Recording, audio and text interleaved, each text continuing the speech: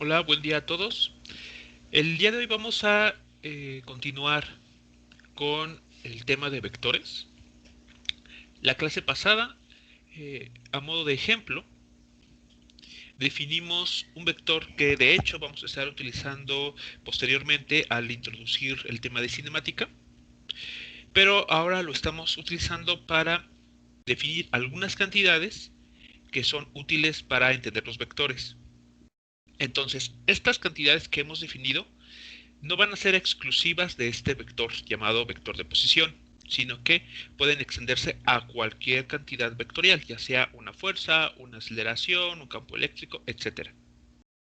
Bien, la clase pasada introdujimos la idea de qué era o qué íbamos a conocer como componentes de un vector, que van a ser cantidades escalares, tales que se construyen de esta manera si es que tenemos la información de las coordenadas que une este vector de posición, las coordenadas de los puntos, final e inicial. También mencionamos lo que íbamos a entender como el módulo de un vector, que es también una cantidad escalar siempre positiva, que nos dice, geométricamente hablando, qué tan largo es ese vector, ¿no? En las unidades que correspondan, nos dice la magnitud de ese vector. Bueno, el día de hoy vamos a continuar con esta última idea, y para ello, pues vamos a tener que hacer uso de algunas razones o identidades trigonométricas. Bien, voy a titular esta sección como de la siguiente manera.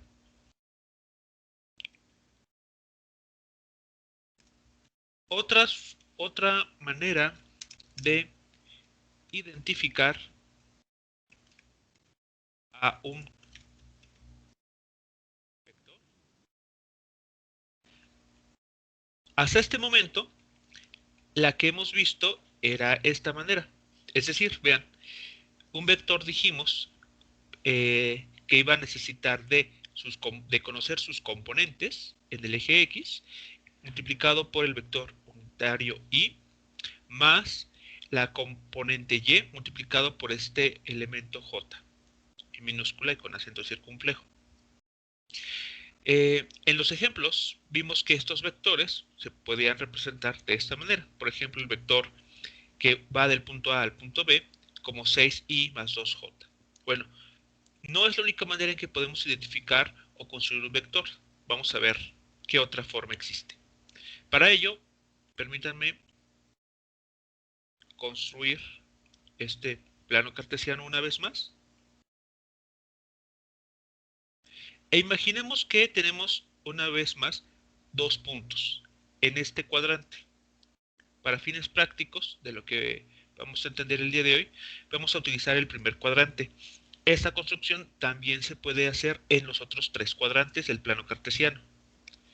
Tenemos por lo tanto el punto A y más adelante tendremos al punto B.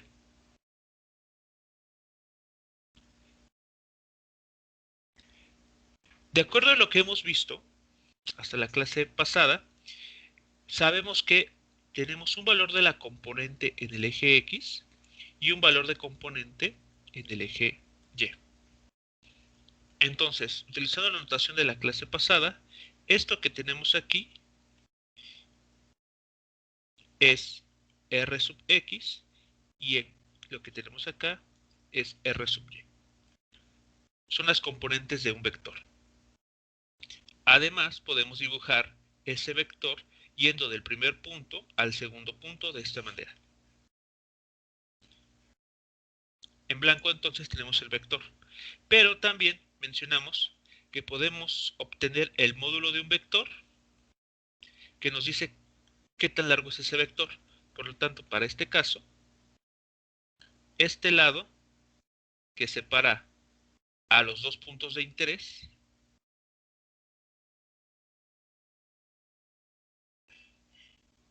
de esta manera, eso que acabo de dibujar es a lo que estamos llamando o lo que debemos conocer como el módulo de este vector. Voy a utilizar la notación sin la flecha y sin las rectas de valor absoluto, como les había indicado. También se puede utilizar esa notación. Bueno, resulta entonces que entre este vector que hemos dibujado, la línea en color blanco, y la componente X, existe un ángulo, o podemos dibujar un ángulo, en sentido positivo, es decir, en sentido antihorario. Muy bien, entonces lo que tenemos aquí es un triángulo rectángulo, como el que ustedes conocen, y en el que podemos construir funciones trigonométricas. ¿Cuál será la primera función trigonométrica que pueden construir con base a la información que tenemos señalada en la figura?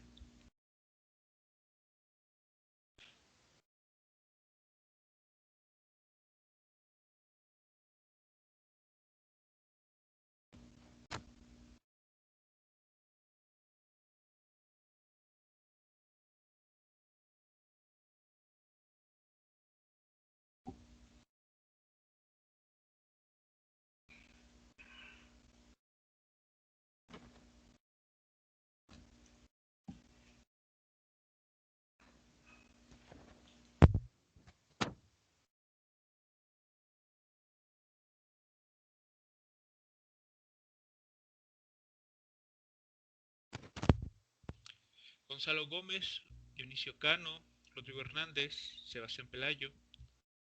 ¿Cuál es una de las funciones trigonométricas que se pueden definir en este triángulo rectángulo?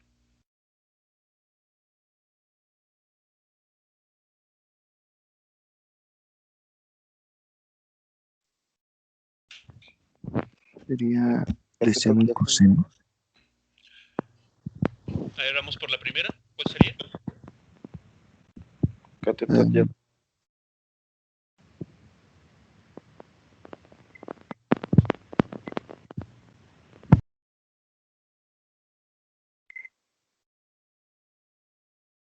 Podría usar el teorema de Pitágoras. Esa no es una razón trigonométrica.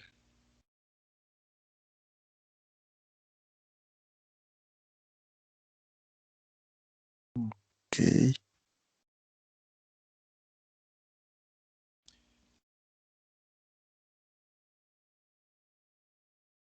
Necesitamos que mencionen cuáles son las razones, tres de las razones trigonométricas que se pueden construir en ese triángulo rectángulo.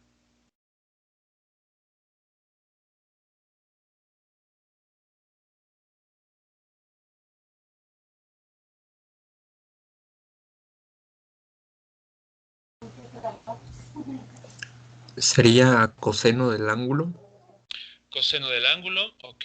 En este caso el ángulo que tenemos señalado sería el coseno del ángulo teta, muy bien. ¿Y esto a qué es igual?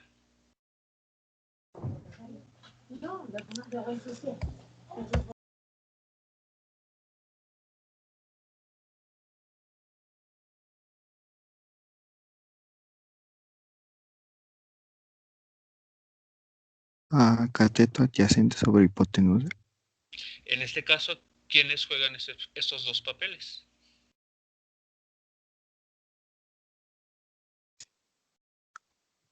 Cateto sería Rx sobre R. ¿Cómo se llama ese Rx? ¿Qué nombre recibe?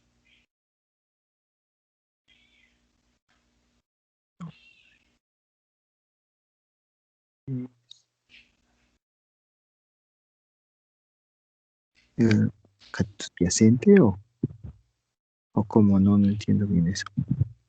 Sí, ya hemos dado un nombre a esta Rx. ¿Qué denotaba?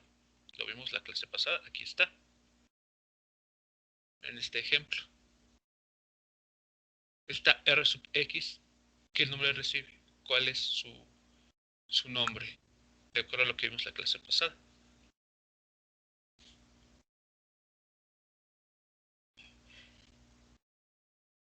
Componente X. ¿Cómo, perdón? A componente X. Sonó a pregunta, no sé si es pregunta o es afirmación, perdón. No, la componente X. Ok, se conoce como la componente X del vector. Ok, entonces tenemos la Ok. componente X del vector. ¿Dividido por quién? por R. ¿Qué nombre recibe?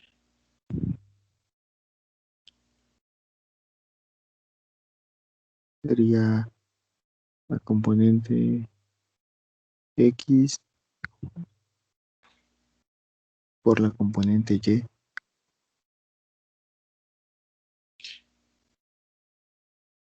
Jóvenes, ¿qué nombre recibe este término? Lo acabamos de mencionar,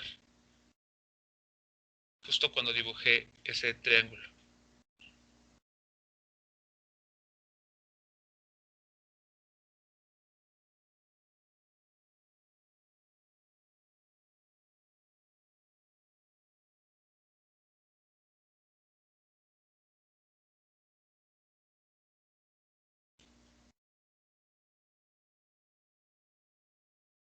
Voy a dejar la pizarra para que lo puedan leer en algún lugar de la pizarra.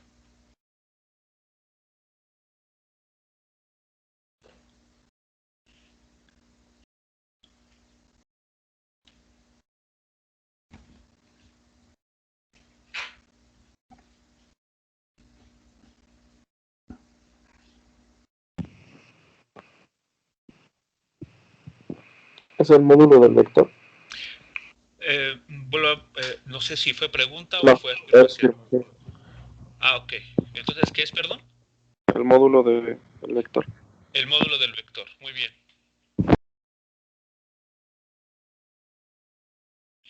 Ahí está entonces. El coseno para este ángulo lo vamos a determinar mediante la componente x del vector entre el módulo del vector. Justo como ustedes desde el punto de vista trigonométrico conocen, que es el cateto adyacente entre la hipotenusa. ¿Qué otra función trigonométrica pues, se puede definir aquí?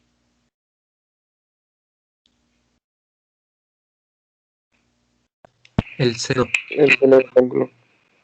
Seno del ángulo. ¿Y el seno del ángulo a qué va a ser igual? Utilizando la nomenclatura que tenemos ahí indicada. Al cateto opuesto entre hipotenusa, que sería ¿Y RY. qué nombre recibe RY? ¿Mande? ¿Qué nombre es el de RY, perdón? Componente del Componente Y. módulo Y. Componente Y del vector, muy bien, entre El módulo. el módulo de ese vector. Muy bien, ahí está. Entonces, que coincide una vez más con la idea que ustedes ya conocen, cateto opuesto al ángulo entre la hipotenusa del triángulo rectángulo. Y finalmente, ¿qué otra función trigonométrica?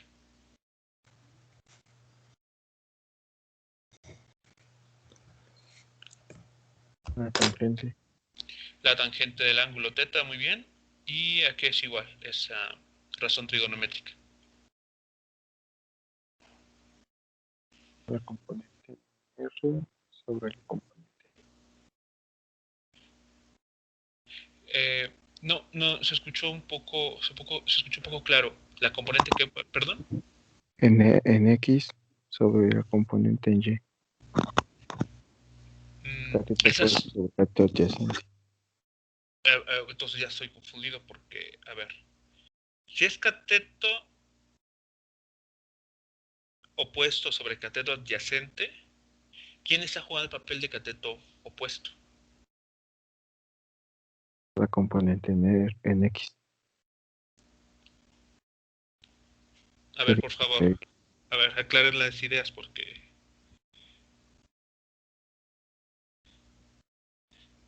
no sé cuál sea la componente Y en X. No, la componente en X sobre la componente en Y.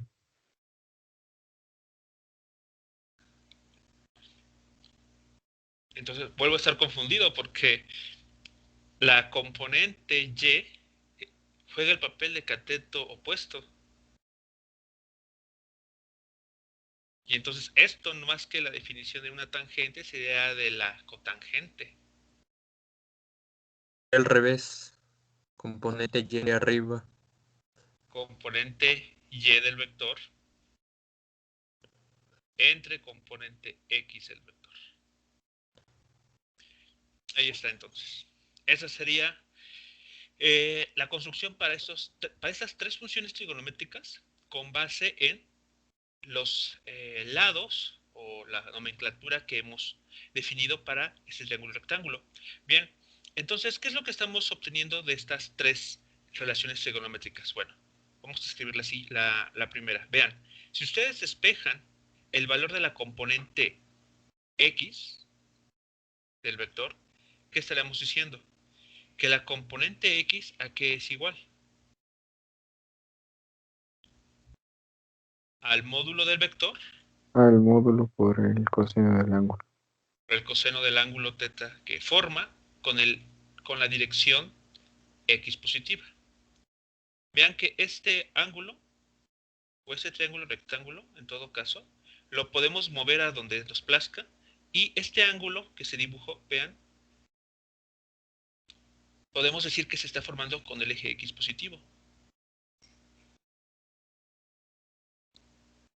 Entonces, mucho cuidado, ese ángulo que aparece en estas identidades trigonométricas siempre se está midiendo en contra de las manecillas del reloj y además a partir del eje X positivo. Bueno, ¿qué pasa con la siguiente identidad trigonométrica? De ahí que podemos obtener. La componente en Y es igual a el módulo por el seno del ángulo teta. Igual al módulo del vector por el seno del ángulo teta. Así es. Entonces vean que estas Rx y Ry, de las que hablamos la clase pasada, estos números, por ejemplo, 2 y 6 en este caso, o menos 8 y más 5 en este ejemplo, o bien menos 1 y menos 6, se pueden obtener conociendo el módulo del vector y multiplicándolo ya sea por el coseno del ángulo o el seno del ángulo que forma con el eje X positivo. Bueno, pero una pregunta pendiente es, ¿y cómo encontramos ese ángulo? Porque, muy bien, ya sabemos cómo calcular el módulo, el valor de esta R. Lo vimos la clase pasada, fue lo último que hicimos. Vean, ya tenemos el módulo de esos vectores. Muy bien, pero entonces, ¿cómo determinamos ese ángulo? Ah, bueno, pues la respuesta está en la última identidad trigonométrica, la de la tangente. Porque vean, aquí, de la tangente de teta, al momento de despejar ese ángulo, ¿qué obtenemos? Que ese ángulo se calcula como la tangente inversa de esa división, de dividir la componente Y entre la componente X del vector. Entonces, si hacemos esta operación, tenemos el ángulo y entonces podemos regresarnos,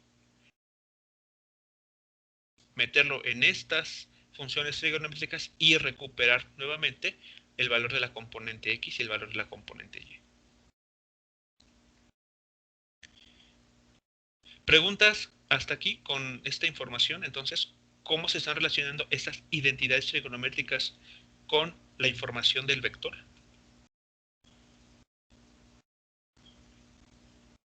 No. ¿Ok? Entonces, ¿qué vamos a hacer a continuación? Vamos a determinar el ángulo que se está formando entre el eje X positivo y cada uno de los vectores que calculamos la clase pasada.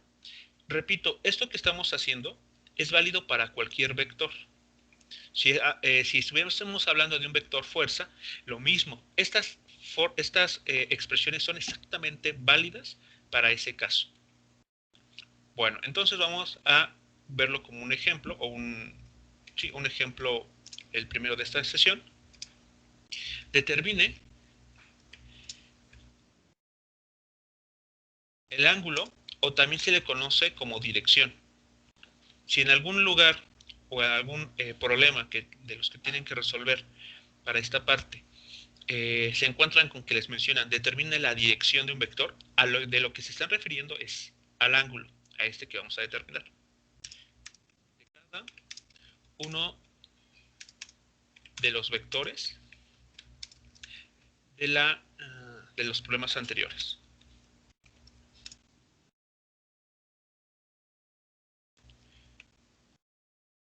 Muy bien. ¿Cómo vamos a determinarlo? Pues utilizando esta expresión, la de la tangente inversa. Por lo tanto, el primero que vamos a determinar es el ángulo. Lo voy a denotar así para que no confundirlo con los otros dos. Esto representa la dirección del vector que va del punto A al punto B, que fue el primero que determinamos en la última clase. Nos pide entonces la tangente inversa o el arco tangente. ¿De qué cantidades? Vamos a echar un vistazo. Vamos a regresarnos aquí al lado. Creo que este fue el primero, así es. ¿Qué datos hay que utilizar? Sería la tangente. Los componentes de 6, bueno, de X y de Y, sería la tangente de 2 sobre 6. De 2 sobre 6, así es. La tangente inversa de 2 sobre 6. Primero es la componente Y entre la componente X. Entonces es 2 entre 6. Muy bien, entonces, aquí hay que meter este dato. 2 entre 6. ¿Y eso cuánto les da? Aproximadamente.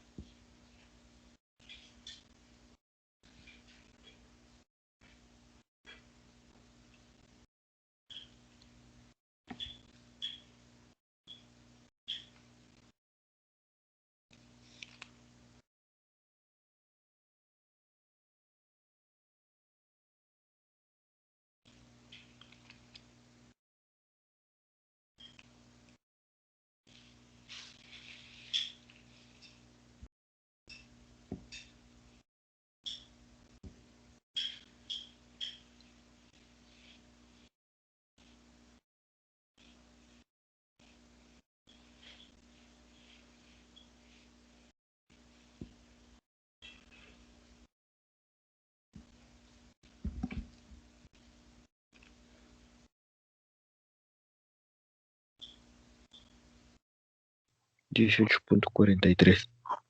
18.43. ¿En qué unidades o cómo lo estás reportando? ¿Cómo se reportaría este dato que me acaban de dar? Pues es que no vi los números, bueno, entonces que estaban preguntando. Unidades sería. ¿Perdón? Unidades. Grados. Serían grados, ¿no? Serían Sí, 18.43 grados. Ya. Ok, bien. Entonces, 18.43 grados, ¿qué información está diciendo? Ah, bueno, que este vector, vean, el que dibujamos la clase pasada, a partir de esta línea en color amarillo, que es paralela al eje X, está formando 18.43 grados. Tiene esa inclinación o esa dirección. Aquí, en rojo, tenemos justo esos 18.43 grados que acaban de indicar.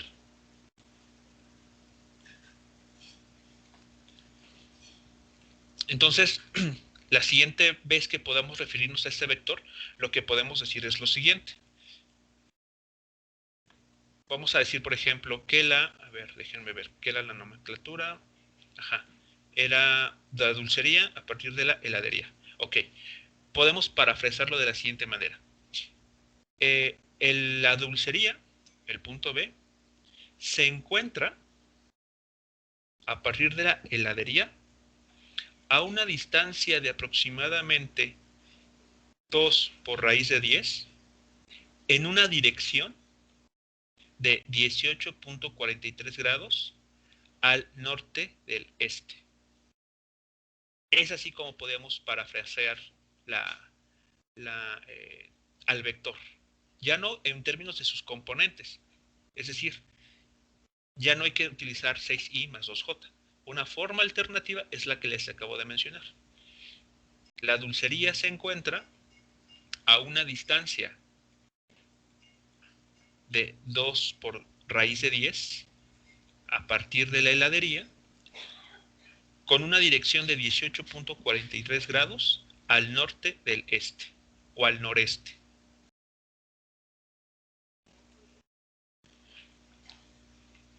Comentarios, preguntas de cómo entonces reformular ahora, cómo utilizar esta información para identificar un vector. No. ¿No? Ok. Bueno, para... bien, a ver, entonces voy a utilizar esta información que me acaban de proporcionar y vamos a construir las componentes de este vector una vez más. ¿De acuerdo? Vamos a verificar que en efecto las identidades trigonométricas sí nos están sirviendo para recuperar la información ya conocida. ¿Ok? Entonces, según lo que acabamos de mencionar aquí arriba, estamos diciendo que Rx, la componente x del vector, se construye como el módulo del vector. Este vector mide, recordemos, 2 por raíz de 10. O sea, aquí tenemos 2 por raíz de 10. Y esto debemos multiplicarlo ahora por el coseno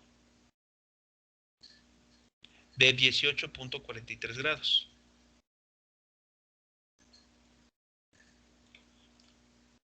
A ver, ¿y cuánto les da esto? Si hacen la cuenta.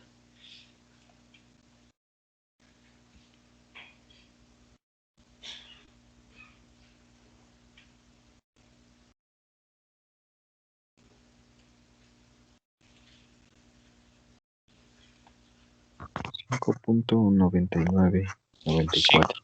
5.99, muy bien. 5.99. El cual pues se asemeja bastante al dato que ya teníamos aquí abajo, ¿no? Que es de la componente X. Vean, que este número se asemeja bastante a este 5, al 6 que teníamos como dato inicial. ¿Por qué no nos está dando exactamente el 6 y nos da una versión aproximada? Bueno, mucho tiene que ver con que el ángulo que me dijeron de 18.43, pues seguramente lo truncaron, ¿no? Porque tenía muchos más decimales. Si incluyéramos todos esos decimales en la expresión para el ángulo, lo metieran en el coseno de este valor y realizaran la operación aquí indicada, sí les regresaría el valor de 6. Pero bueno, aquí eso fue más problema como de redondear que de otra cosa. Bueno, vamos a ver el otro valor. Ahora nos pide para la componente y 2 por raíz de 10, pero ahora por el seno de este mismo ángulo.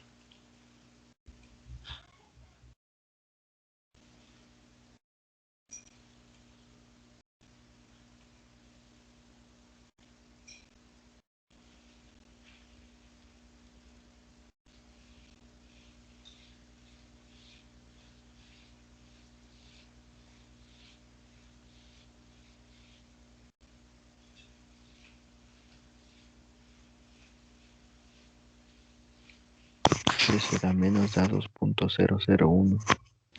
2.001. Ok, muy bien. Entonces se pasó ligeramente por arriba del 2, pero pues se parece, o sea, una versión aproximada del 2 que ya conocíamos. Vean entonces que sí estamos recuperando la información que teníamos. Si no se parece, fue más, repito, es más un tema de haber truncado el ángulo que de los cálculos en sí. Pero entonces, ¿cómo podemos pasar de este ángulo y teniendo la información del módulo a recuperar el valor de las componentes?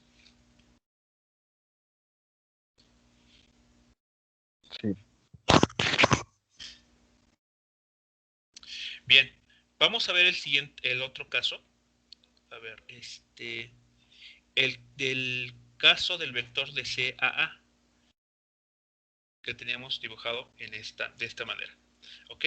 Tenemos este triángulo rectángulo asociado a ese vector. Bueno, vamos a, entonces, de CAA, básicamente es la misma expresión que tenemos aquí arriba.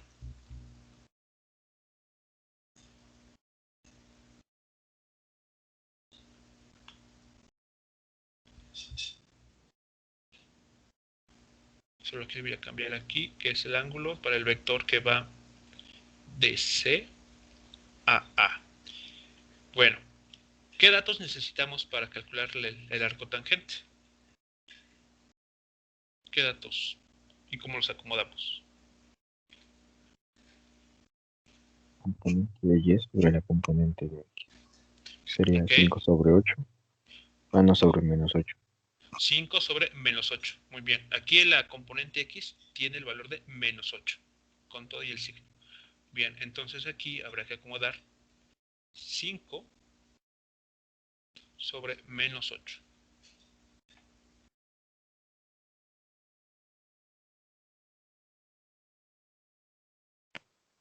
¿Y eso cuánto les da? Una vez que lo determinan con la tangente inversa.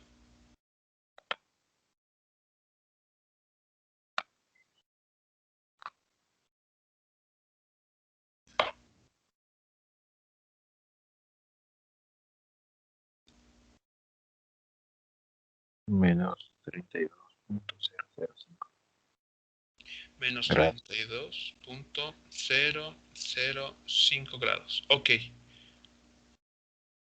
Muy interesante el dato, ¿no? A ver, vean, estamos obteniendo un ángulo negativo. ¿Qué significa este ángulo? ¿Cómo vamos a interpretarlo en nuestro esquema? Este signo menos indica que el ángulo se está midiendo a favor de las manecillas del reloj. Entonces, en nuestra figura lo que estamos, bueno, este ángulo lo vamos a identificar de esta manera. Así. Este ángulo es el de menos 32, bueno, aquí 32.005 grados. Este menos lo único que está significando es que estamos midiendo el ángulo a favor de las manecillas del reloj. Ese es su significado. Pero ahora, si yo les pidiera que este ángulo que está aquí identificando al vector en blanco, lo midieran respecto al eje X positivo, es decir, respecto a esta línea que es paralela al eje X positivo, ¿qué le tendrían que hacer a este ángulo? Sumarle 360 por 300. por el cuadrante en el que se encuentra. Ok, ¿en qué cuadrante se encuentra este vector o este ángulo? En el cuadrante, en el cuarto cuadrante. No, de hecho, no se encuentra en el cuarto cuadrante. A ver, vamos a entender por qué no se encuentra en el cuarto cuadrante. Si yo les dibujo, quiero que presten atención. Este vector, ¿a partir de qué? ¿Cuál fue el punto de inicio? El punto de inicio sería el 0. Este vector no salió del 0. Ah, no, salió del menos 3,5. Bueno, 5 como menos 3. Del punto 5, menos 3, es decir, de la librería. Entonces, aquí podemos dibujar sobre el punto C, sobre el punto de origen, un nuevo plano XY. Sobre este punto. ¿Por qué sobre este punto? Porque fue desde donde nace o surge este vector en color blanco. Por lo tanto, para este cuadrante, ya no para el croquis grande, el que trabajamos anteriormente, sino para este que construimos tomando como punto de partida el punto C, ¿en qué cuadrante se encuentra este vector? En el segundo. Segundo cuadrante. Por lo tanto, ¿cuánto hay que sumarle al ángulo de menos 32 grados? 180. Así es, para conocer el ángulo medido a favor de las manecillas del reloj y que nace a partir del eje X positivo, 180 grados, exactamente. Entonces, en este resultado está bien. Este es el ángulo, sí, pero que se está midiendo a favor de las manecillas del reloj. Pero si nosotros quisiéramos, por alguna necesidad, ¿no? de que un ejercicio así nos lo pide, no lo podemos reportar sino que tenemos que reportar el que se obtiene como, y lo voy a manejar con otra letra, así, con la letra phi, como el ángulo que se acaba de calcular, pero hay que sumarle a ese ángulo 180 grados.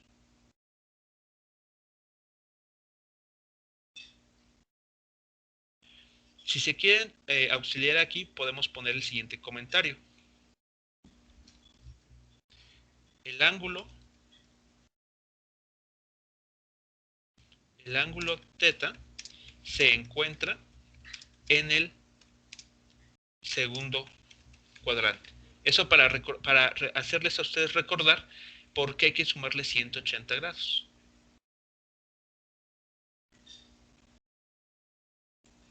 Entonces, por esta razón, a este ángulo hay que sumarle 180 grados. ¿Y eso cuánto les da?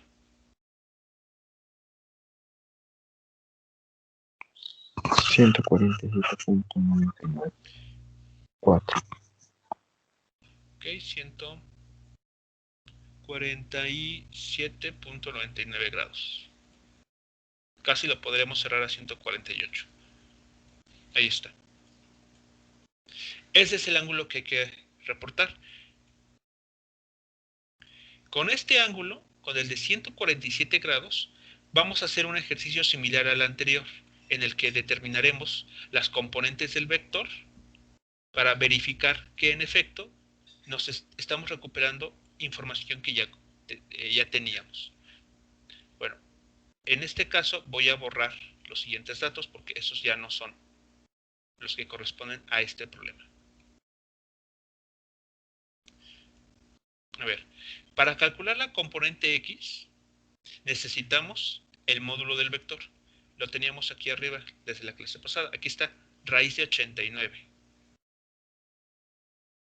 Entonces aquí vamos a anotar raíz de 89. Tenemos aquí raíz de 89. Y aquí abajo raíz de 89 también. En coseno del ángulo, pues vamos a anotar el de 147.99.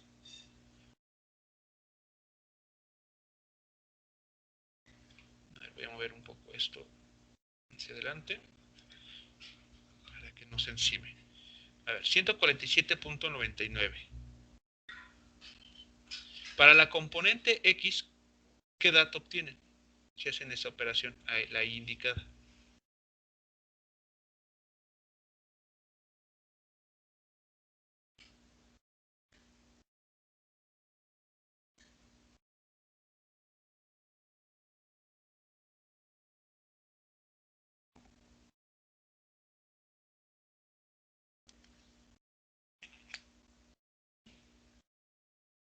Menos 7.91 en el componente X.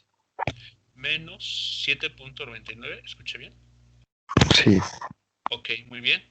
Entonces, si comparamos con el dato que ya teníamos, pues se acerca bastante, ¿no?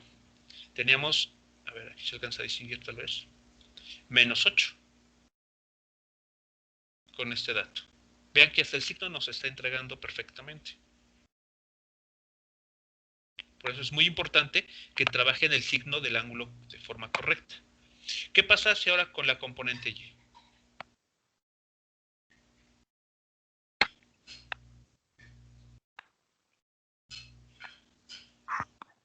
Me da 5.006. 5 punto, ¿qué perdón? 006. 006. Ok. Perdón, aquí no son grados. No son grados. Muy bien. Entonces, vean, 5.006 se acerca bastante al valor 5 original que habíamos trabajado aquí. Vean, entonces, hemos logrado recuperar la información que ya conocíamos previamente. Entonces, cuando ustedes identifiquen que uno de los ángulos, bueno, el ángulo del vector que están trabajando no cae en el primer cuadrante, como fue en el primer caso, entonces hay que cerciorarnos y sumarle ya sea 180 grados o incluso 360 grados, si es que así se necesita.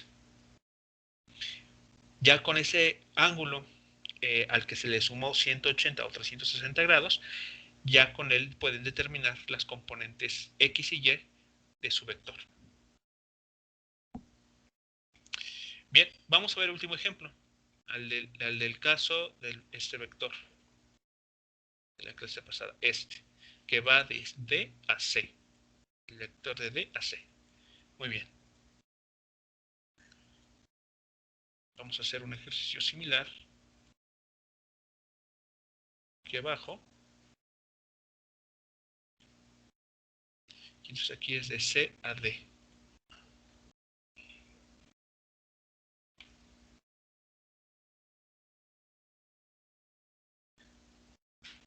Bien, aquí ¿qué necesitamos? ¿Qué datos vamos a ocupar?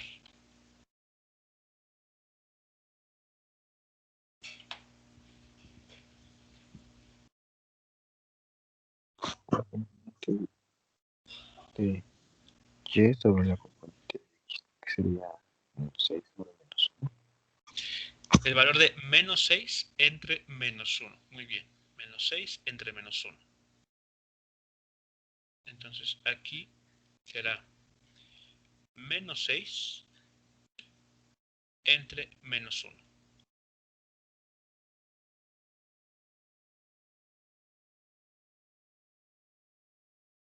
¿Y eso cuánto les estaría dando?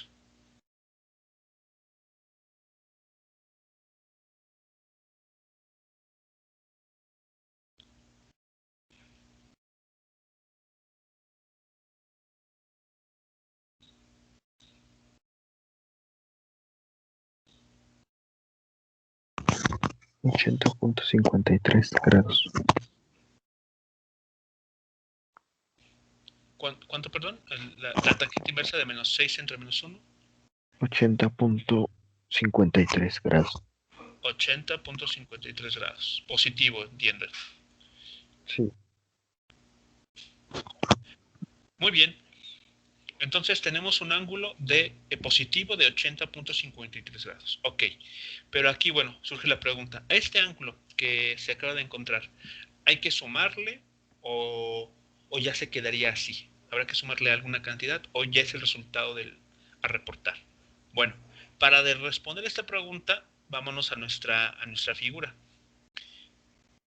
A ver, regresemos a nuestra figura y veamos. Ese ángulo que nos están diciendo, 80.53 grados, ¿cómo se está midiendo? Pues se está midiendo desde la línea horizontal, desde el que pasa por el punto D, porque el punto D para este problema es el punto de inicio, y se construye de esta manera. Así. Este ángulo es el de 80.53 grados. Vean que como ese ángulo se está construyendo en contra de las manecillas del reloj, es por ello que es positivo. Es por esa razón que nos salió positivo, porque es un ángulo que se mide en contra de las manecillas del reloj, en sentido antihorario. Pero si les hago la siguiente pregunta, ¿cuál es el ángulo que hace este vector en color blanco, pero medido a partir del eje X positivo? Para ello, para responder la pregunta, realizamos un ejercicio similar al del caso pasado. En el punto D, que es nuestro punto de inicio, construimos o le construimos un nuevo sistema de coordenadas, que sería X y Y. El ángulo que nos interesa entonces va a ser aquel que se mide de esta manera, con la flecha en color azul que acabo de dibujar. ¿De acuerdo? Ese es el ángulo que nos interesaría reportar. Por lo tanto, al ángulo de 80.53 grados, ¿qué hay que hacer?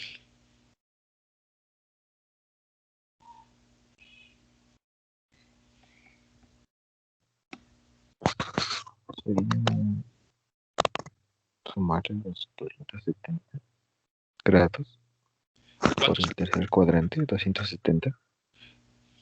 Pero No, 270, pero no sería mucho. Sería restarle 270. Sería Sí, sumarle 180. sumarle 180, porque al sumarle 180, tenemos este ángulo, el que estoy señalando ahora, con la flecha en color azul. Y ahí después sumarle los 80.53. Entonces el resultado completo es simplemente, si queremos el ángulo que voy a marcar en amarillo, ese es el que queremos, pues al de 80.53 solamente le necesitamos sumarle 180 grados. ¿Sí es claro para todos por qué? sí, sí. Solamente hay que sumarle 180 grados. Muy bien, entonces aquí, en lo que estamos discutiendo, vean, podemos decir algo similar al caso anterior. El ángulo θ, el que estemos ahí calculado de 80.53, se encuentra en el tercer cuadrante. Y porque se encuentra en el tercer cuadrante, le vamos a sumar 180 grados. Entonces es algo similar a lo que teníamos acá arriba, para el caso pasado.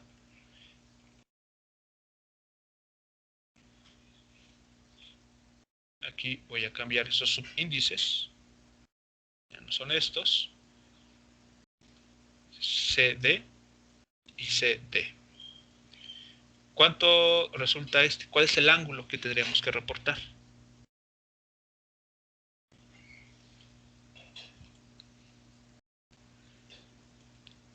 260,53. 260.53 grados. Ahí está. Ese es el ángulo medido a partir del eje X positivo.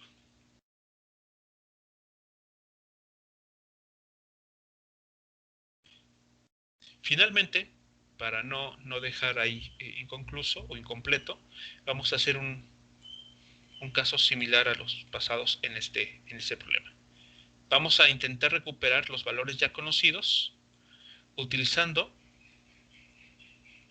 las razones trigonométricas seno y coseno. Bueno, ¿qué nos pide entonces para recuperar las componentes? Meter aquí el valor del módulo de este vector. Nos regresamos a lo de la clase pasada y tenemos aquí está. Raíz de 37 grados. Perdón, raíz de 37. No es grados, raíz de 37 nada más. Bien, entonces aquí es raíz de 37. Y aquí abajo raíz, a ver, perdón, aquí, raíz de 37 también.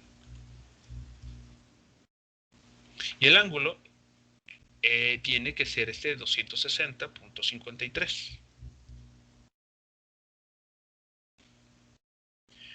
Muy bien. ¿Qué resultado obtienen al hacer cada una de estas operaciones?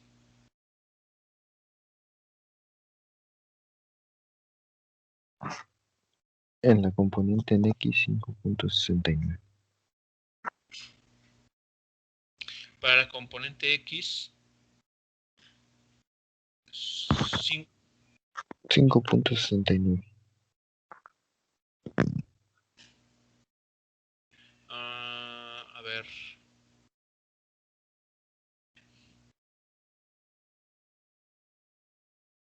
Para la componente X, ¿no debería ser como por el orden de menos 1? o...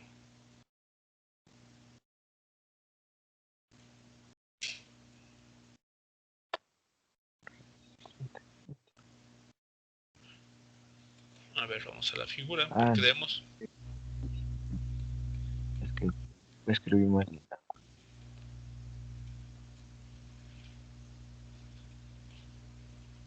Sí, porque debemos recuperar algo que se parezca a lo que ya teníamos.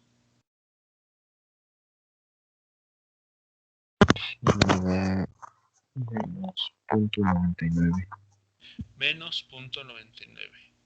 Menos punto 99, ¿no? Casi el menos 1 que nos aparece a un costado. Muy bien.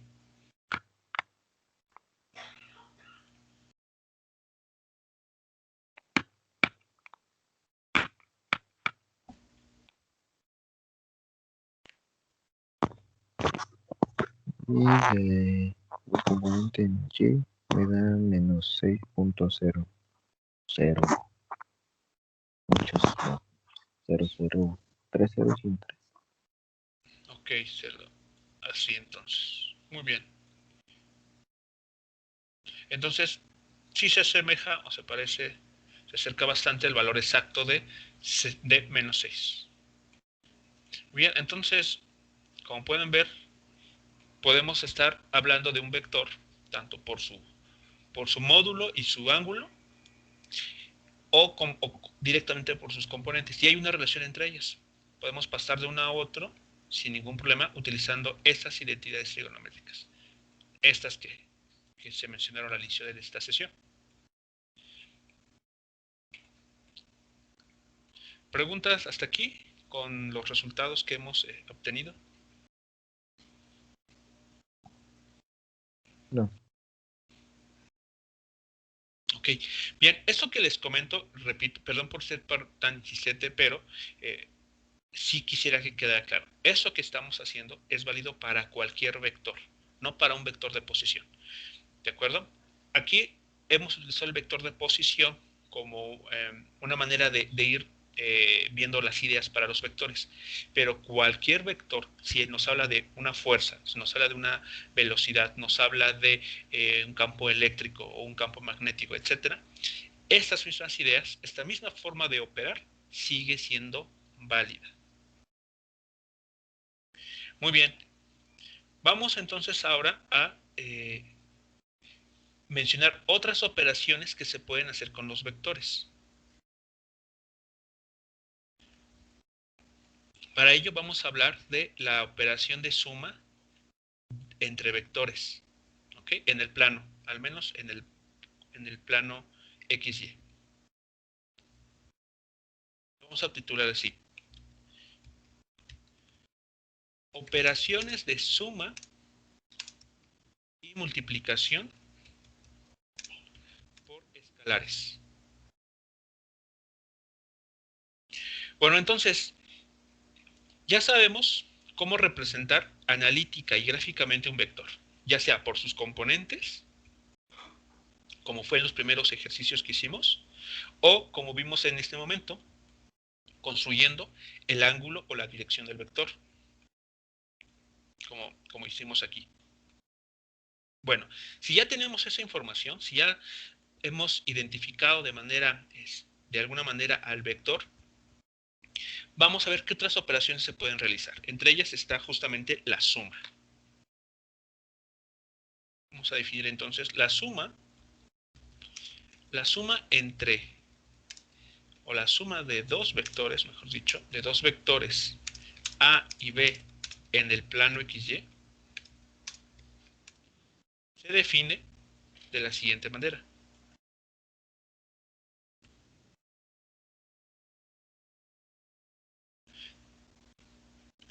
Si yo tengo el vector A y le sumamos el vector B,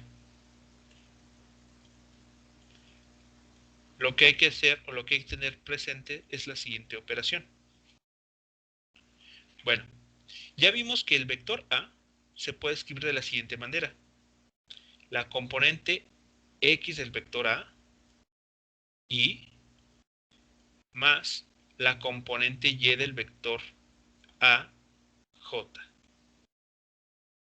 Y a esto le vamos a sumar el vector B, es decir, la componente X del vector Y más la componente Y de ese vector B, J. Y la operación básicamente es la siguiente. Una forma bastante simple es, tenemos que colocar, piensen esto como una especie de operación algebraica en la que juntan los términos semejantes. Entonces, ¿qué términos semejantes hay en toda esta cuenta? En la cuenta que aparecen estos dos colores. ¿Cuáles son los primeros términos semejantes que pueden escribir? AX, Y, AX, Y, ajá, más BXY, más BXY. Ok, BXY. Muy bien, eso es correcto. Pero aún más podemos decir, ¿no? Podemos factorizar el I. ok, Podemos factorizarlo. Lo vamos a factorizar. Ahora lo escribo. Quedándonos lo siguiente. A ver, ustedes me dicen si están de acuerdo con lo siguiente. Así.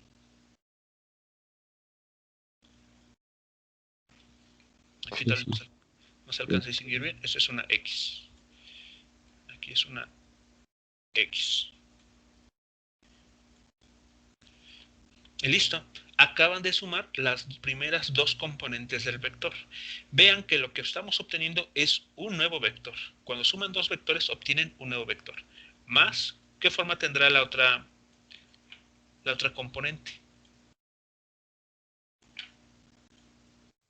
sería AY A sub y, ajá, componente y del vector A, más BY más la componente y del vector B, o J, o y todo J, ello, así es, todo ello por J minúscula con acento circunflejo. Ahí está.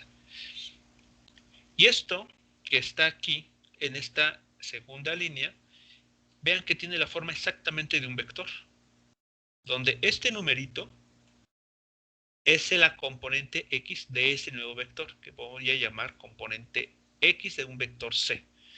Esto que está aquí al lado de J es un nuevo número y que juega el papel de la componente Y de un nuevo vector, que voy a llamar C. ¿De acuerdo? Entonces, esto que tenemos aquí, lo pueden ustedes escribir simplemente como componente X de un vector C y más componente Y de un vector C, J. O simplemente vector C, así. O R si quieren, como vector resultante, también es correcto. No importa aquí la letra que ustedes quieran utilizar. Lo importante y que tiene que quedar claro es que cuando suman dos vectores, lo tienen que hacer componente a componente. Piénsenles que de fondo está sumar términos semejantes, o sea, álgebra básica. Sumamos esta componente con esta componente porque ambas tienen el término i como factor común. Lo mismo hacen con la a componente y de cada vector porque tienen cada una a j como término común. Los agrupan y le dan esta forma. Y lo que van a obtener es un nuevo vector. ¿Preguntas hasta aquí? Con esta idea de cómo sumar vectores. no,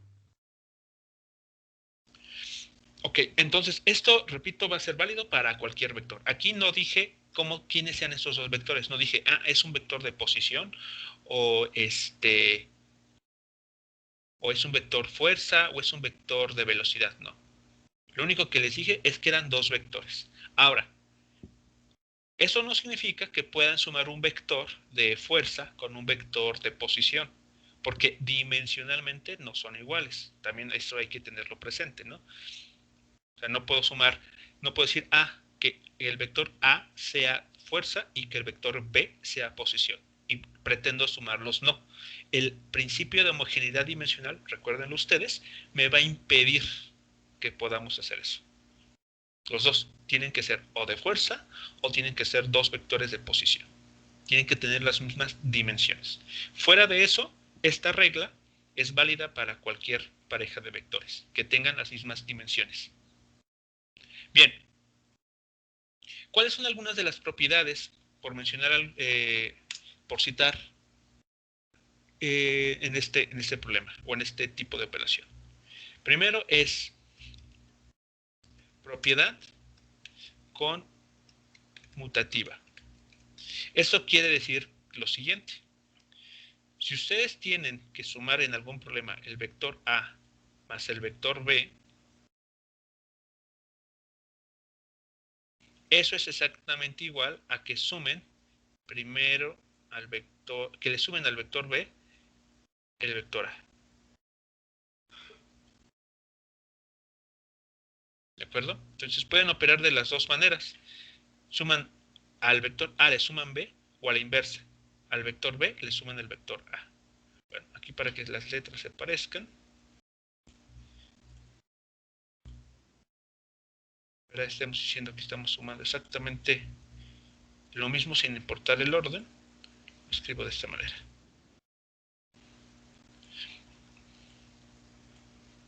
La propiedad 2 se conoce como propiedad asociativa. Lo que nos dice es lo siguiente. Imaginen que ustedes han calculado que ya tienen dos vectores, A y B. Y por alguna razón se requiere que estos vectores sean sumados con un vector C. O mejor con otro, le voy a poner otra letra para no confundirlo con lo que tenemos aquí arriba. Con un vector F.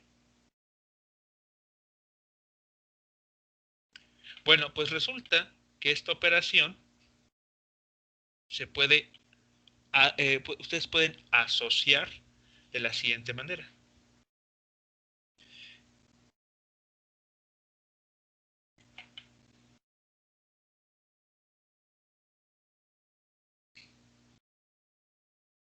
¿Qué estamos queriendo decir aquí?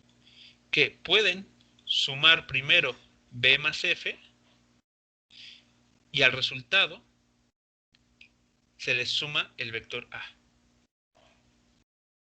Es lo que significa la propiedad asociativa.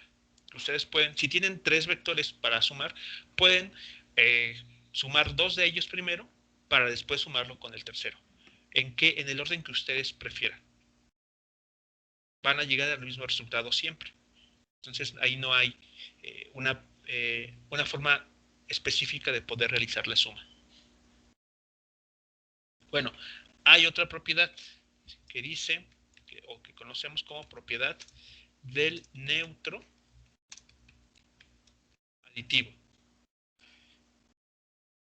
La propiedad del neutro aditivo nos dice lo siguiente. Si ustedes tienen un vector A, el que sea, existe un vector que vamos a llamar el vector 0,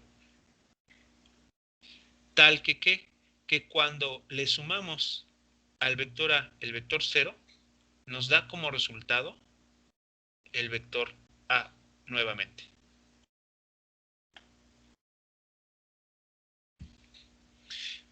Esto espero que se les recuerde mucho a lo que sabemos de los números reales. Si ustedes tienen el número 15 y le suman el número 0, el resultado sigue siendo 15. Aquí no está sucediendo algo similar. En este caso, el vector 0, que tenemos aquí indicado, se escribe de esta manera. Es 0 en la dirección Y más 0 en la dirección J. ¿De acuerdo? Entonces, eso va a suceder en el plano XY. La existencia de ese vector 0. que tiene como componentes justamente el número 0. Bueno, de hecho no es propiedad, es existencia. Existencia del neutro aditivo. Aquí tenemos otro que nos dice existencia del inverso aditivo. Este que nos dice, bueno, nos menciona que si tenemos un vector b, existe un vector que vamos a escribir así, menos b,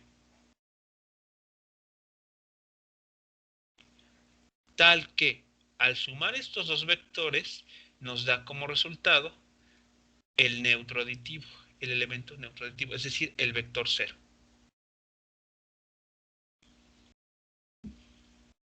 Entonces, cualquier vector que ustedes se puedan imaginar en el plano, siempre va a existir un vector tal que al sumarlo con ese vector que pensaron al inicio, les da como resultado el vector 0.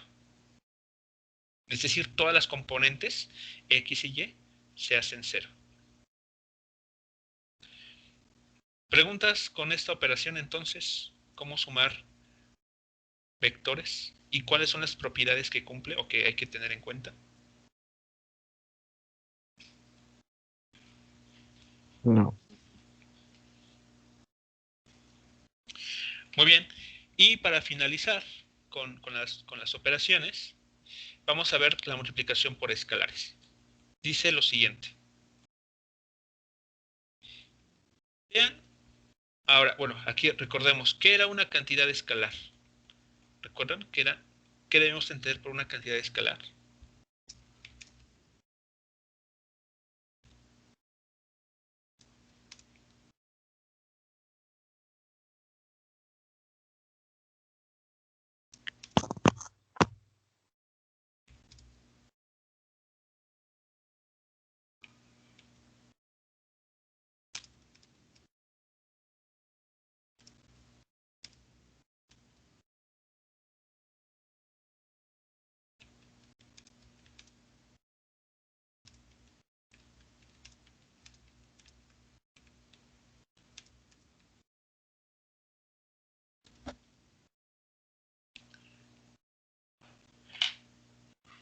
Bueno, si no recuerdan lo que es una cantidad escalar, pues se les queda de tarea estudiar, ¿no? Esa parte. Pero una cantidad escalar es aquella que no tiene magnitud. Una cantidad escalar sí puede tener una magnitud, pero lo que Pero no tiene va a tener es dirección. dirección ni sentido. Es bueno. Es lo único que no va a tener. O sea, sí va a tener una magnitud, por ejemplo, una temperatura de 5 grados. O sea, la magnitud son 5 grados. Pero no es necesario que nosotros demos más información para que esa cantidad la podamos entender.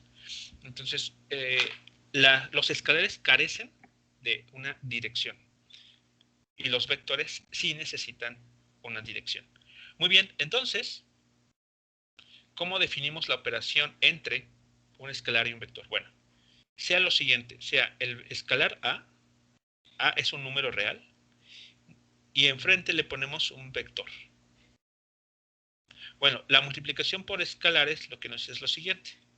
Vean, lo que hacemos es, tenemos el vector, como ya sabemos, es componente X del vector Y, más componente Y del vector A por J, y lo único que hacemos es hacer una cuenta algebraica, como la que ustedes ya conocen. Si enfrente tenemos este paréntesis, esta A va a distribuirse. Por lo tanto, va a quedar lo siguiente. A por AX y más esta misma A por la componente ahora Y del vector J. Así. Ya esta operación es a la que vamos a llamar multiplicación por escalares.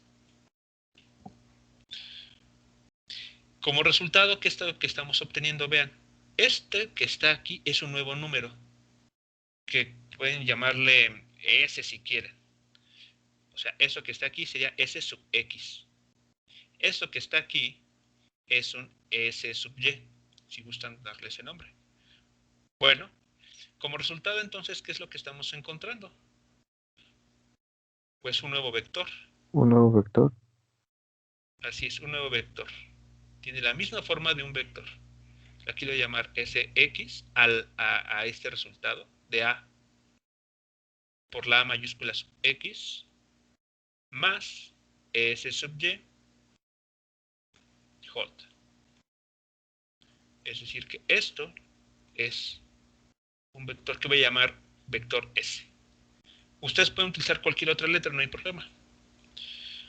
Y entonces, conclusión, cuando ustedes multiplican un vector por un número real, por un escalar, lo que obtienen es un nuevo vector. Siempre. Siempre va a ser así. Bueno, ¿qué propiedades cumple este vector? O mejor dicho, esta operación. Tiene propiedad, eso se le llama distributiva. Distributiva.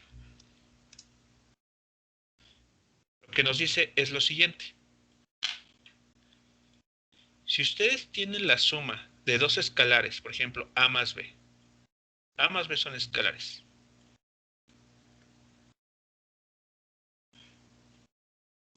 Y le ponen enfrente un vector A. Eso es exactamente igual a que escriban el escalar A por el vector A y después le sumen lo que obtengan de multiplicar el escalar B por ese mismo vector A.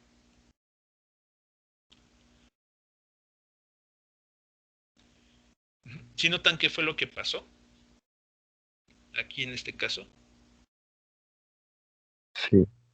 ¿Sí? Es como si el vector A se hubiera distribuido, ¿no? Con cada uno de los escalares. Por esa razón, el nombre de esta propiedad. Bueno, ¿qué otra propiedad tenemos aquí? Déjenme. Ok. Tenemos también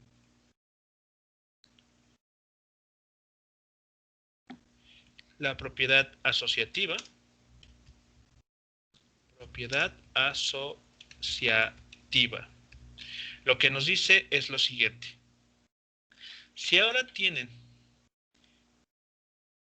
el escalar A y le ponen enfrente B con el vector A, o sea, el escalar B con el vector A, vean, ahora está multiplicándose. Esto que está en color azul, sabemos que es un vector previamente construido. Bueno, esa propiedad lo que nos dice es, si usted tiene esta operación, eso es exactamente igual a que primero multiplique los escalares y después el resultado de esta multiplicación lo multiplique por el vector.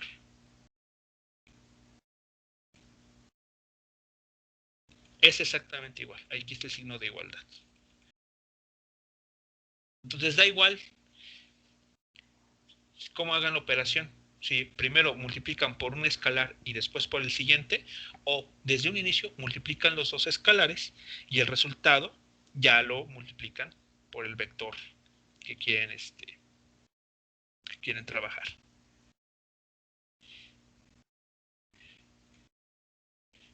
Muy bien. Y tenemos otra propiedad que nos dice, bueno, propiedad, bueno, a ver. Aquí, distributiva, ajá. A ver, aquí me faltó poner algo más. La primera, perdón, es propiedad asociativa.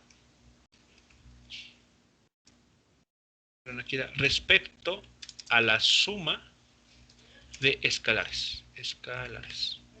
Ese es el nombre completo de la primera.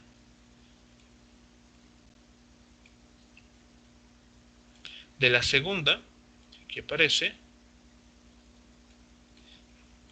es propiedad asociativa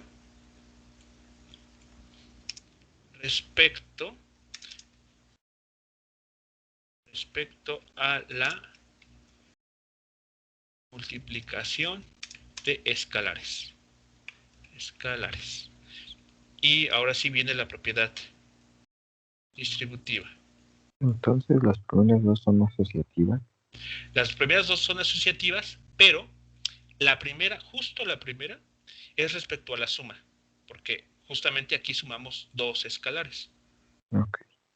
La segunda, respecto a la multiplicación de escalares, porque aquí multiplicamos los escalares. Ok.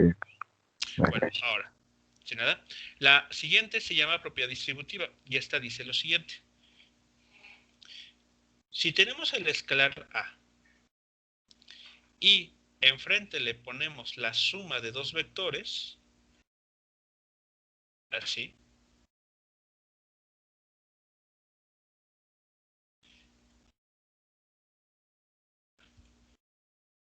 ¿qué creen que se obtendríamos? ¿O qué dirá esta propiedad distributiva?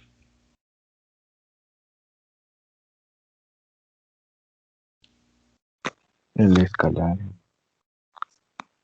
sería como que la multiplicación del escalar por el vector A más la multiplicación del escalar por el más por B, por el Así vector es, B.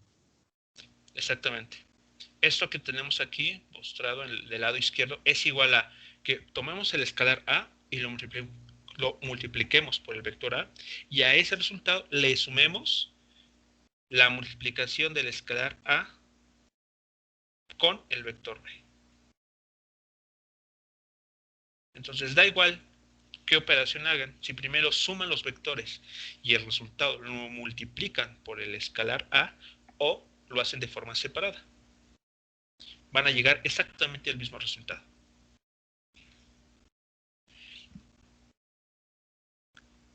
Y la última propiedad que vamos a mencionar es la que nos dice existencia del elemento multiplicativo. Ok, esta última propiedad lo que nos dice es lo siguiente. Dado cualquier vector, por ejemplo aquí lo llamo simplemente vector A, existe un escalar llamado 1, el 1 que nosotros conocemos, el de los números reales, tal que ¿qué creen que pase si al vector A lo multiplicamos por el escalar 1? Me va a seguir dando el mismo vector A. Va a quedar exactamente el vector A. Es como si agarramos en los números reales el número 1 y lo multiplican, por ejemplo, por 20. Saben que 1 por 20 pues es 20.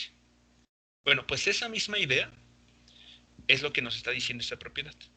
Cualquier vector que se multiplique por el escalar 1, el que conocemos de toda la vida, deja inalterado al vector y podemos escribir exactamente ese mismo vector sin ningún cambio.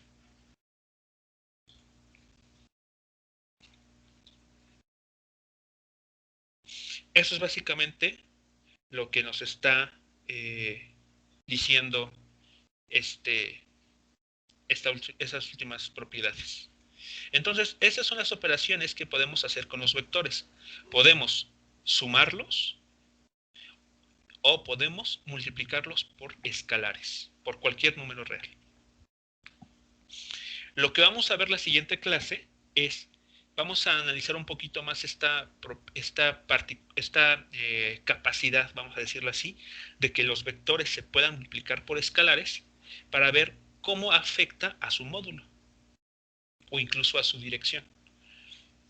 ¿De acuerdo? Vamos a ver unos ejemplos. De hecho, vamos a utilizar los mismos que tenemos aquí, los mismos vectores, los mismos 3 vectores que ya tenemos, y les vamos a aplicar estas propiedades para que ustedes vean a modo de ejemplo cómo operar. Pero de hecho son operaciones bastante simples de las que estamos hablando en este momento. ¿Alguna pregunta o comentario con relación con esto último, con las operaciones de suma y multiplicación por escalar de los vectores? No. Ok. Bien, entonces nuestra sesión la terminamos en este punto. Déjenme, les envío el link para el pase de asistencia.